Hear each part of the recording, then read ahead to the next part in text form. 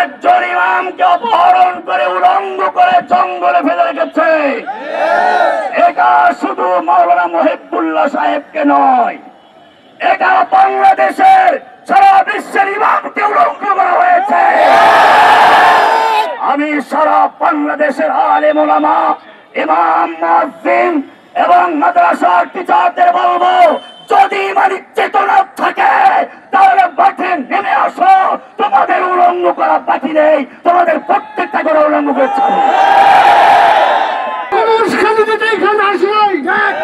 আমরা কোন অত্যাচার তৈরি করতে এখানে আসি নাই, আমরা বিচার চাইতে এসেছি।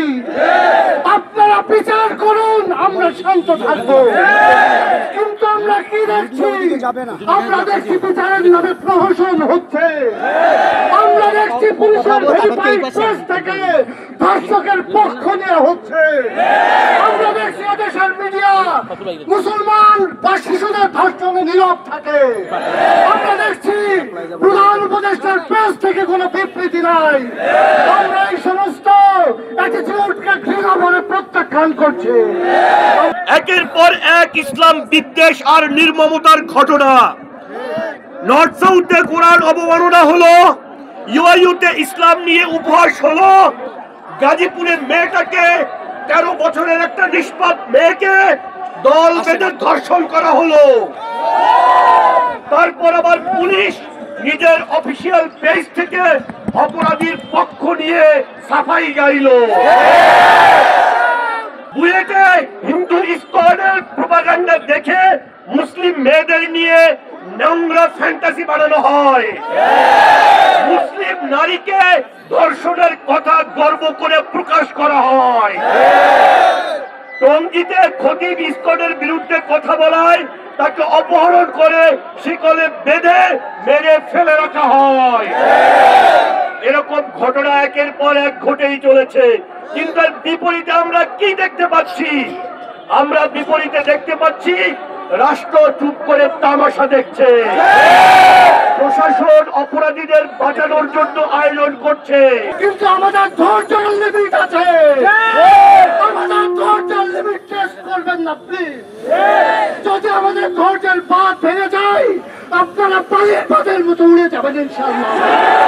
তাওহীদি জনতার ধৈর্যের পরীক্ষা নেবেন না। আমরা সুস্পষ্ট ভাষায় বলে দিতে চাই, পুলিশের প্রেস থেকে পোস্টার সরিয়ে নিয়ে পুলিশকে ক্ষমা চাইতে হবে। আমরা সুস্পষ্ট ভাবে বলে দিতে চাই, ওই উগ্র হিন্দুত্ববাদী ইসকনকে নিষিদ্ধ করতে হবে। বিশ্বের বুকের থেকে মুসলিম নিধনের চক্রান্ত করার জন্য যারা ঐক্যবদ্ধ হয়েছে, এরাই হচ্ছে ইসকন, এরাই হচ্ছে ইসকন। এটা কোন হিন্দু সংগঠন নয়। আমি হিন্দু ভাইদেরকে বলবো, আমরা তোমাদেরকে পরিষ্কার সাবধান করে দিতে চাই, ইসকন কোন হিন্দু সংগঠন নয়।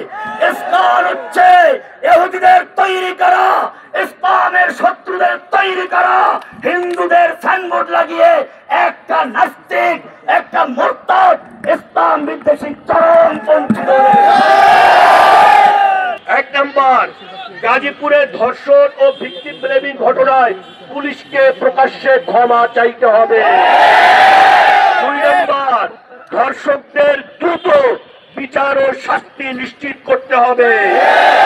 3 নম্বর, টঙ্গীর খতিব অপহরণের ঘটনায় স্বচ্ছ তদন্ত ও দোষীদের দ্রুততম সময়ের মধ্যে গ্রেফতার করতে হবে।